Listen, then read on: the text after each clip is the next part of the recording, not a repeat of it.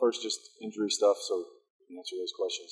Terrence Williams has a knee injury, probably 3 to 6 weeks, so we'll miss him this week, obviously. We'll try to get him healed up for the off week following this game.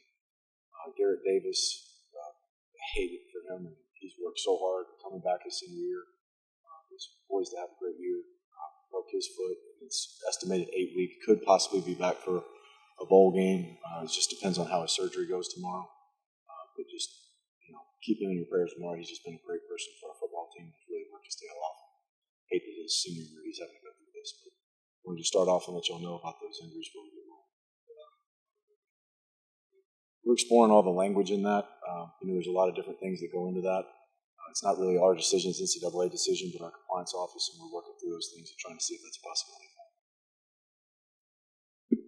Major, before we move on from the injury, Courtney had come out of the game. It looked like his shoulder was, I don't know, it looked like he had to have it pop back in. Is that okay, or is he not on one of the guys on the list? He took a shot on the shoulder. He didn't have to have it pop back in.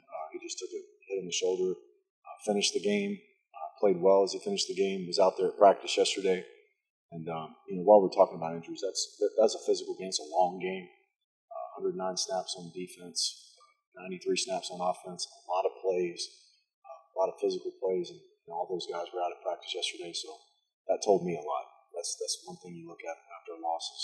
Who's out there at practice? Who's over there licking their wounds in the corner? So it's good to see all those guys out there. Major, coming off of the game afterwards, Ed said that after a loss like that, you have to go two directions. You see a team that bounces back, or you see one that just falls down after enduring that. What did you see, at least yesterday, when they got back and kind of the mental part of it, wanting to move on and get that taste out of their mouth? I saw a team that was agitated, ticked off. You can use a lot of other expletives, but that's really where our team was yesterday. They were that way in the locker room. And I saw it in their eyes, and they played hard. There's a difference between playing hard and playing well. We didn't play well at all times, but they played hard. And, you turn on the tape and you watch the onside kick at the end of the game, and you see Ed Oliver and you see Terry Mark 100 miles an hour going after a loose ball with Bryson Smith. So you see the effort, even when the game's kind of somewhat been determined. You just saw that same mentality in the locker room, fully expected to win, prepared to win, and, ticked off that they didn't win. And so that's your response as a coach on a Sunday is who's going to walk through the door and what are they selling. And when you look at their body language and how they approach practice and how they come to meetings, they're irritated. They wanted to do better. They wanted to win. So you just saw clenched jaws and guys ready to go to practice, and you didn't see a bunch of guys standing over on the sideline in yellow jerseys saying they're hurt. You saw guys who couldn't move their arms because they played 109 snaps on defense going out through practice.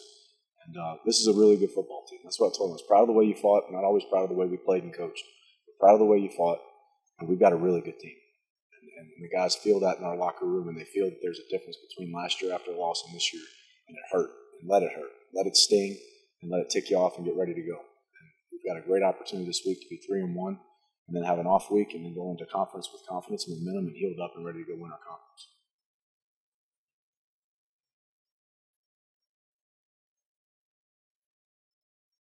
Coach, what were some of the challenges you guys faced trying to create pressure up front in the Tech game? I know that was something you guys probably would admit after you struggled a little bit on. What are some of the hurdles you guys had to get over in order to try to create a little pressure on that quarterback? Well, twofold. It's either him or me, and so you got to give him some credit. So they played well. We played an offensive line with 4 or 5 starters returning, 82 starts amongst them. They played well. They're a good offensive line, but you've got to win your one-on-one battles. You're going to get matched up one-on-one. The scheme's going to design to get you one-on-one with somebody, and you've got to defeat your opponent. There's 1,000 different ways to draw it up, but at the end of the day, it's about beating another man and getting to the quarterback. So we've got to execute our job, and then we've got to put those guys in the right position to do that. And that's what we talked about yesterday and this morning is you've got to have that parental coaching type relationship in terms of what can I do to get my child prepared or to get my player prepared. And if he's not ready for the situation, don't put him in, put another one in. And if it's not the player, if it's the scheme, or we ask him to do something that he can't do, let's put ourselves at the forefront of it, and let's make those decisions as we go forward. It was very obvious that we didn't tackle very well. That's the easy thing. When you don't play well on defense, you come out and you say, we didn't take the ball away, we didn't tackle. That's common. It's been said for 1,000 years in football. So you understand that. I got that. What are we? Is it the guy? All right, well, then we need to replace him. If it's not the guy, then what are we doing? What are we coaching Do we need to coach it better? Do we need to drill it better? Do we need to take some of this off of his plate so we can play cleaner and faster? But in terms of the pressure to the quarterback, some of it was not winning your one-on-one battles, some of it was execution, and some of it you come out of the game and you say, we need to do more of this and do less of that.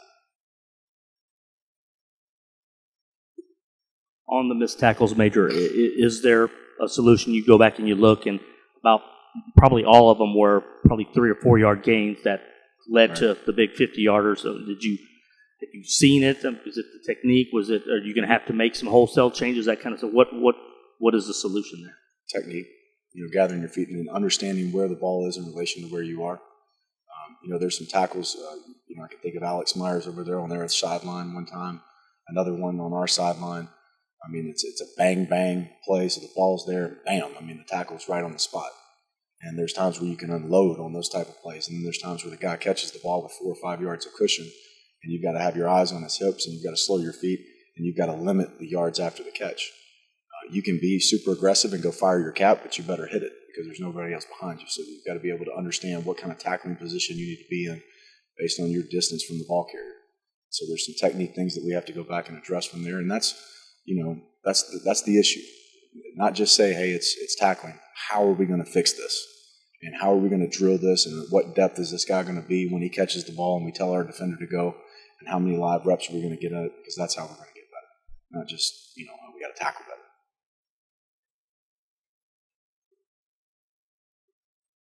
But you talked about the physicality of the game on Saturday. How much does a game like that kind of show you where your weak spots are as far as depth? I know that's an issue that probably you guys talk about all offseason as far as trying to build the depth and all that. How much is a game like that when it's just basically all out every play? Yeah, I mean, just on the sideline, I'm watching their defense sub. I mean, mass subs. And they're playing more guys on their defense than we were able to play on our defense. And so the first thing that hits you is recruiting. We've got to continue to build our team and recruit. And then we also have to continue to play more players. If we're going to play more snaps, then we're going to have to play more players. Just simply, it's that obvious. When you play more snaps, more guys are going to have to get into the football game. So that's where you have to develop your depth. And we've got some injury issues that we've got to figure out in terms of who's going to be the starter now. But beyond that, we've got to develop the 2s and 3s behind them. And this goes back to, I've said it before, but this goes back to when we were talking in June and July during summer. We're going to need everybody in the season. And that's the reality in chasing a conference championship is when you get down to week 9, 10, 11, and 12, you're probably not going to be playing the same 22 you started back in September with. So that's where our focus is, and we've got to make those 2s and 3s better, and we're going to understand what kind of game it's going to be. Major, you mentioned earlier back-to-back weeks where I think the opponents had 100 or more plays 2 weeks in a row. Everybody knows what this offense is capable of and the quick strike capability. I think you had the ball for 27 minutes, 25. maybe 25. Mm-hmm. At some point, if your defense is having maybe trouble getting off the field, right. Do you make adjustments? I don't want to say do you stop scoring fast, but right. is there a way around that, or is there something that you have to do with this offense to supplement what's maybe not happening on defense? Yeah, I'm not trying to be curt or simple, but your job as an offense is to score one more point than our defense gives up. Your job as a defense to hold it 1 point less. And the reality of that game is we started off the first 6 drives of the game. We had 4 stops out of 6 drives. We've got to score. We've got to score there. And in the second half, when you get 2 or 3 stops, we've got to convert 4th down and score. It's going to be a shootout. Surprise. We're in Lubbock playing an air raid offense. Surprise. It's that kind of game. So we've got to be able to answer those scores. And then from a time of possession standpoint, we've got to run the football better. We've got to run the football better as an offense. It's great to be explosive, but there's times where you need to control the game, and running for 2.4 yards a carry and 99 yards is not going to get it done.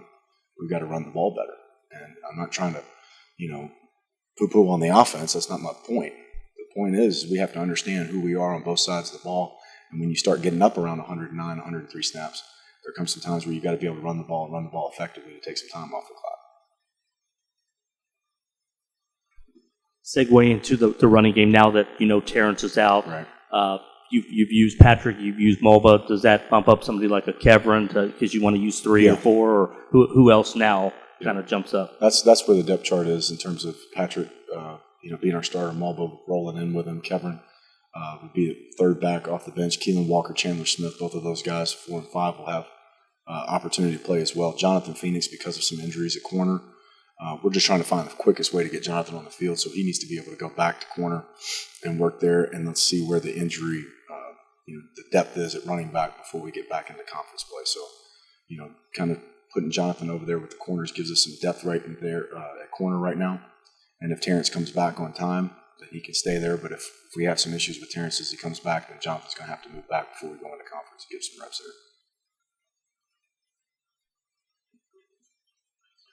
Mm-hmm.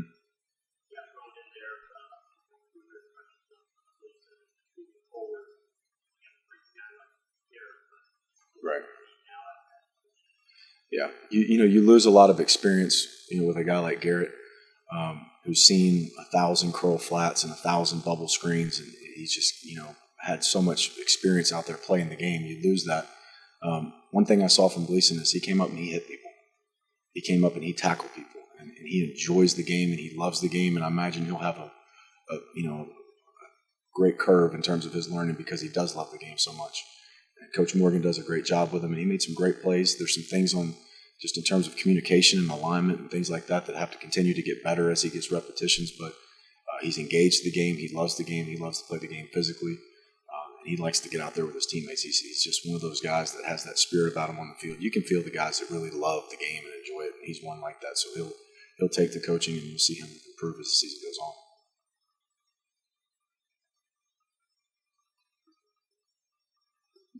Any thoughts on Texas Southern, kind of what they have? It's kind of a unique situation. They're only a few blocks away, but you guys never really play. Just thoughts on them. And then I believe right now one of their leading guys is a guy who actually spent a little time here, Kendavian Dixon. I'm just wondering what you know of him and then that team in general. I worked for Mike Haywood. Mike was the running back coach at Texas whenever I was a grad assistant there in the early 2000s. So I know Coach Haywood. I know his football philosophy, in terms of toughness, running the football, being an aggressive defense, but also being smart from a defensive standpoint. He's got skilled players like Trendavian. He got a couple wideouts that are really good football players that you have to make sure you have a plan for. But I know how they're going to be coached and understand, what you're going to be presented from Mike Haywood. I mean, he's a very detailed coach. His team's going to play with great discipline. They're going to be a little bit different than what we faced offensively last week. They're a huddle team as opposed to 109 snaps. So we've got to kind of go back into that mode of not playing as fast as a defense, which is easier to get lined up for. But he does a great job, and we'll have a challenge Saturday.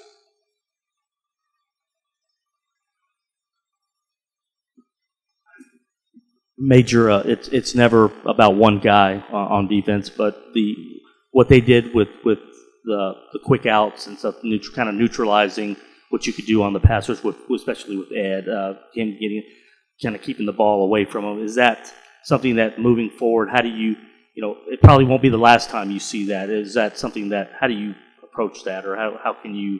That's it. I mean, you just answered the question. I mean, in terms of they're not going to run the A and B gaps.